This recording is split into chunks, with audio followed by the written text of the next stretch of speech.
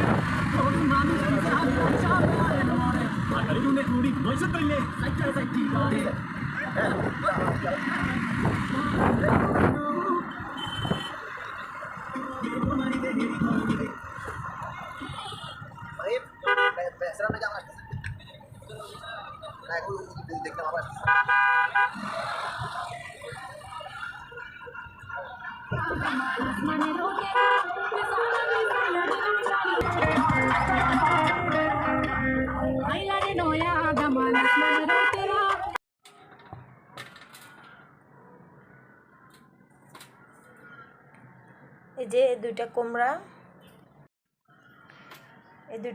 আনছি রাঙ্গামাটি থেকে।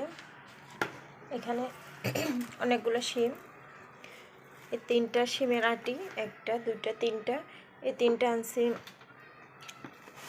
আনছি। এটা মনে হয় 80 টাকা দিয়ে আনছি, অনেক সস্তা। তো সেখানে 1 কেজির দামই 100 কত জানি। আর এখানে আছে একটা শিমুল আলু।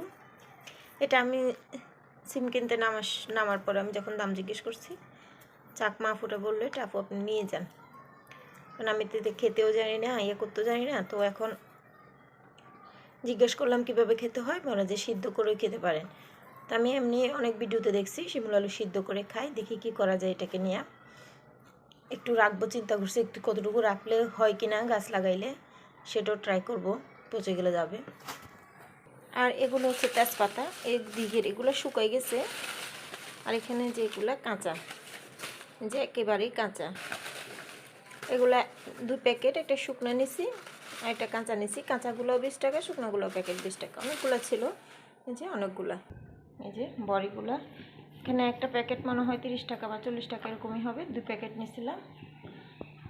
এগুলো দেশি বড়ি, পাহাড়ি দেশি বড়ি।